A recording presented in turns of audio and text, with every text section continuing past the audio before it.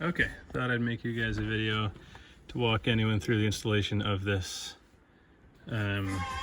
system. Oh, that is now playing on its own. I don't even know what's playing. Looks like it started the radio when CarPlay disconnected. All right, so we got the Teyes. This is the 2K model, 6 gigs memory, 128 gigs of storage. I don't know if that matters much. I just didn't want it to be slow, so I bought the 6 gig. But I wanted to walk through in my 04 Land Cruiser what the installation process looks like, because it was a little tricky. So the factory amp under here causes a lot of hissing and sounds absolutely horrible. And I knew that ahead of time, thanks to some guys who'd done this before. So I went ahead and bought this Soundstream Picasso Nano 5-channel amplifier.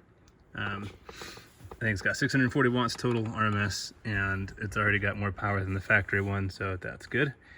And I want to show you how I wire things. So on the back of the Teyes unit, we've got RCA outs. So I ran this 6-wire RCA bundle up back of there, connected to those RCA outputs, and then down here under the carpet down to where the amplifier navigation drive used to be. Now, I ripped out my factory navigation drive years ago. I don't know why you'd keep it if you're doing this replacement, because it won't do anything anyway. And one note on that is that the navigation drive had a interrupt for the front driver speaker. So you need to jumper these two together just to have continuity to that speaker without the navigation drive installed. Now, this amplifier then gets signal, and I labeled the RCAs here, so front left, rear left, front right, front left, and subwoofer. Now, the amplifier, strangely enough, has a left and a right channel on the input down here for the sub, and so I bought a little Y cable that's a single female, it's a dual male, so that I could take the single sub output from the Teyes head unit and fill both left and right channels on this. I'm not sure if that makes a difference, but since they're both there, I wanted to send it in anyway. Everything else is just straightforward plug and play. Oops, sorry, I'm not very good at filming. There is this remote connector for the amp, and that includes the turn-on wire, which I just used a little tap to connect to one of these harnesses. Let's see if I can find it for you. It is right here. So this was the amplifier original power connector. This is the amplifier's, factory amplifier's speaker wire connector. On the power connector, looks like I tapped the grayish skinny wire. That one was switched with the accessory position on the ignition, so works fine to turn the amplifier on. So right now I've got the ignition switch in accessory position and everything's turned on. So, and then the amplifier, we've got a fat ground cable that I terminated, left some length, just I still need to button this up and screw it all down, bolted down right there. And our power cable here, I run under the carpet, and then there's space. The carpet has a little U-shaped channel here, and I ran it under there and up under the kick panel, and there's a wire grommet here that goes into, I don't know if you can see it, so this is way tucked up just under the bottom of the dashboard, and it goes into the engine bay, right behind that yellow connector. So let's come around to the engine bay, and you can see where it comes out down there. Now, I don't have a second battery or anything else installed here, so currently that was open. And this rubber boot I pulled off, but it has a little like nipple-shaped bump on the bottom. I just cut a hole in that, slid the wire through. You'll need something stiff to poke through from either side, and then tape this wire to it and pull it back through. So this power cable is going to get buttoned up and go along the firewall, and then goes over and connects to the battery there. So that's how we supply power in here. I figure that's also a good place. It's a fat enough cable, and this amp is not hugely powerful, so if I need to add more accessories, I can add a junction block off of this power cable here under the seat and wire things in easily there for interior accessories.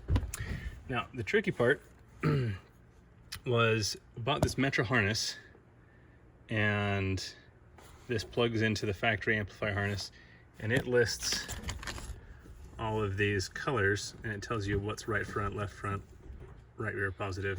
So you connect all of these to the amplifier in the appropriate places. Let's see if we can get it to focus. That all worked great.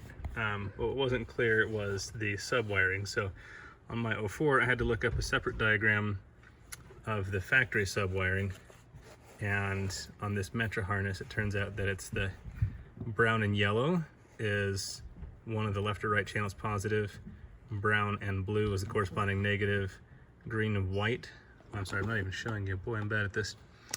So these four here, these four wires all go to the subwoofer, and it's a dual voice coil sub.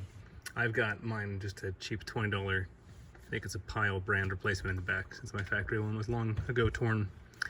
So positive, negative, and the green and white's positive, and red and white is negative.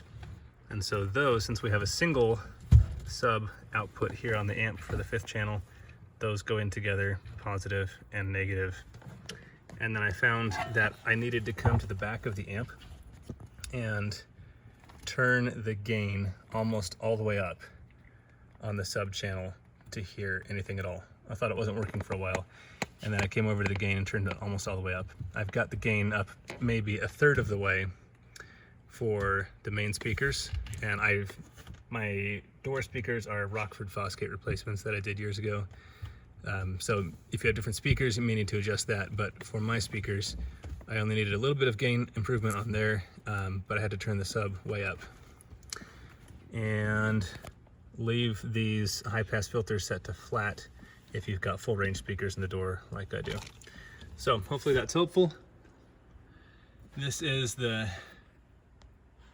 Teyes unit. I just need to put my vents back in. It was really tricky to shove all the wires in behind there. There's not a lot of space and it's quite tight. We got that in. I'm just using the built-in mic on the 2K model. The built-in mic sounds okay. If you have the CC3 non-2K model, the built-in mic apparently sounds awful.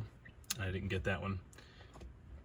But it's nice because we can run all these Android apps. So we've got the full Play Store here, and you can go install whatever you like. Like I've got Gaia GPS installed natively. For off-road stuff, I can download maps onto this unit itself. I don't have to have my phone connected. But also CarLink. Here you pair your phone with Bluetooth, and then you just tap the CarLink button. It's a little slow to start, but then we've got wireless CarPlay and Android Auto. So that's pretty nice, and I've only been testing it here in the garage over a few days while I've been working on this install, and so far it's been very reliable.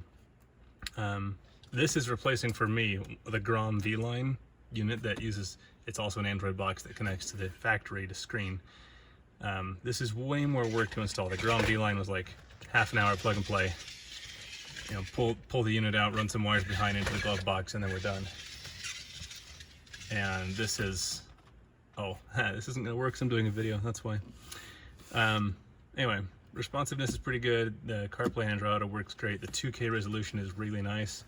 I do kind of wish it had the capacitive buttons for volume and things over there, but instead we get a menu up here. If you tap to mute, and if you tap the right place, you can get this volume slider. Steering wheel controls work fine. The factory button works for muting, but turning it does nothing and won't work for that. Other notable features is this little snowflake symbol here. This is the climate control. So when the car is in the on position, this controls everything. There are some extra buttons on here that don't make any sense, like dual. We don't have dual zone climate control. Rear, we don't have rear climate control that can be controlled from here, so it doesn't add any features to the car. You just have to ignore some of the switches. Yeah, hope that's helpful.